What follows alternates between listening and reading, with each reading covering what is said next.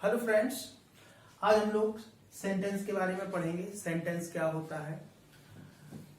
सभी लोगों ने पहले भी कई बार आप लोगों ने पढ़ा होगा, तो देखते हैं कि सेंटेंस क्या होता है, इसको कैसे डिफाइन किया जाता है या इसकी परिभाषा क्या होती है। सेंटेंस की परिभाषा जैसा कि लिखी हुई है, a group of words that makes a complete sense is called a sentence. अर्थात शब्दों का ऐसा समूह जो पूर्ण या परिपूर्ण या निश्चित अर्थ प्रदान करता है, निश्चित अर्थ को व्यक्त करता है, जिसका एक भाव होता है, जिसका कोई अर्थ होता है, उसे हम वाक्य कहते हैं। यानी कि शब्दों का समूह जिसका अर्थ भी हो, तभी हम उसे वाक्य कहते हैं। जैसे कि एग्जाम्पल नंबर पहले में हम लोग देखते हैं कि लिखा है सी रीडिंग इज रूम इन हर। यानी कि यहां पर ग्रुप ऑफ वर्ड्स तो हैं, बट ये ऑर्डर में नहीं है, क्रम में नहीं है, इसलिए इनका कोई अर्थ नहीं निकल रहा है, इसलिए इसे वाक्य नहीं कहा जा सकता है।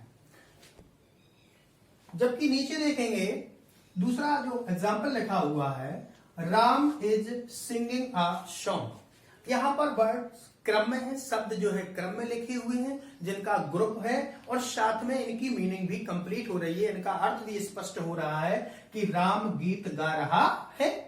जैसे do you know where he lives. Do you know, क्या आप जानते हैं कि वेयर ही लिव्स, कि वह कहां रहता है। अब आप लोग सोच रहे होंगे कि यहां पर वेयर शब्द आ गया है, डू शब्द भी आ गया है, तो इसमें क्या समस्या है। तो हम इसकी चर्चा जब हम आगे पढ़ेंगे सेंटेंसेस के बारे में, तब इनकी चर्चा करेंगे कि ऐसा क्यों हुआ है।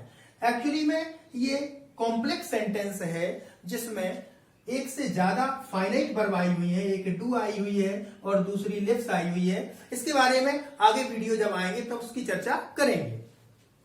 चर्चा करते हैं काइंड्स ऑफ सेंटेंस। तो देखते हैं काइंड्स ऑफ सेंटेंस। चूंकि हमने देखा अभी यार कि वाक्य दो चीजों से मिलकर बना है, शब्द और उनके अर्थ। तो निश्चित रूप से वाक्यों के प्रकार भी शब्दों के आधार पर और उनके अर्थ के आधार पर ही तय हो पाएंगे। शब्दों के आधार पर अर्थात कोई वाक्य किन शब्दों से मिलकर बना है, उसमें नाउन आया है, प्रोनाउन आया है, वर्ब आई है, कंजंक्शन आए हैं, कौन कौन से शब्द आए हैं, इस आधार पर अगर हम देखते हैं तो वाक्य हमारे सामने तीन प्रकार के निकल कर आते हैं, सिंपल, कॉम्प्लेक्स और कंपाउंड। सरल वाक्य, मिश्रित वाक्य और संयुक्त वाक्य। जबकि जब हम किसी वाक्य का अर्थ देखते हैं, उसका भाव देखते हैं कि भाव के आधार पर इस वाक्य का अर्थ कैसा है, तो उसे हम 5 प्रकार से बांट सकते हैं, जिनमें पहला असर्टिव यानी कि विधि सूचक वाक्य, दूसरा इंटेरोगेटिव यानी कि प्रश्नवाचक वाक्य, तीसरा इंपरेटिव यानी कि आज्ञार्थक वाक्य, तीसरा एक्सक्लेमेटरी विस्मयादि बोधक वाक्य, और ऑब्जेक्टिव सेंटेंस जिसका मतलब है इच्छा या कामना सूचक वाक्य। असर्टिव सेंटेंस देखते हैं। असर्टिव सेंटेंस क्या होता है, विधि सूचक वाक्य। इसको परिभाषित करने के लिए थोड़ा सा ध्यान दें। वे वाक्य जिनसे किसी तथ्य यानी कि कोई फैक्ट, कोई घटना यानी कि इवेंट, कोई सूचना यानी कि इंफॉर्मेशन, या किसी कार्य यानी कि एक्शन का होना या ना होने का भाव प्रकट होता है। यानी वे वाक्य जिनसे किसी कोई घटना, कोई कार्य हो रहा है, नहीं हो रहा है, इनका बोध हो, तो ऐसे वाक्य कहलाते हैं असर्टिव सेंटेंस। इन्हें स्टेटमेंट भी कह सकते हैं। और इन वाक्यों के अंत में हमेशा फुल स्टॉप का प्रयोग किया जाता है। और साथ में अगर इनको पहचानना है तो सबसे अच्छी चीज होती है कि हम ये देखें कि वाक्य की शुरुआत किससे हुई है।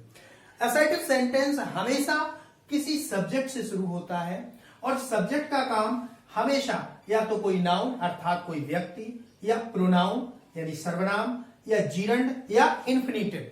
जब वाक्य इससे शुरू होगा तो निश्चित रूप से वो वाक्य असर्टिव सेंटेंस होगा। और असर्टिव सेंटेंस दो भागों में हो सकते हैं, एफर्मेटिव भी हो सकते हैं और नेगेटिव भी हो सकते हैं। अगर किसी वाक्य में किसी कार्य का होना दिखाया जाए तो एफर्मेटिव, ना होना दिखाया जाए तो नेगेटिव। जैसे शेखर इज प्लेइंग क्रिकेट, यहां पे कोई कार्य हो रहा है, इसलिए ये वाक्य कैसा होगा? Affirmative. He does not go to school daily, वह रोज स्कूल नहीं जाता है।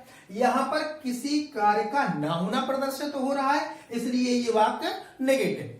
चाहे वाक्य अफर्मेटिव हो या नेगेटिव, दोनों ही स्थितियों में उस वाक्य को असर्टिव सेंटेंस कहा जाता है। जैसे कि लिखा हुआ है smoking is injurious to health, स्वास्थ्य के लिए धूम्रपान बहुत हानिकारक होता है। यहां पर हम देख रहे हैं कि स्मोकिंग क्या है? वर्ब है, वर्ब में आईएनजी जोड़ी गई है, लेकिन ये सब्जेक्ट का काम कर रही है। तो जब आईएनजी जुड़ी हुई वर्ब सब्जेक्ट का काम करती है तो वो जीरंड होता है।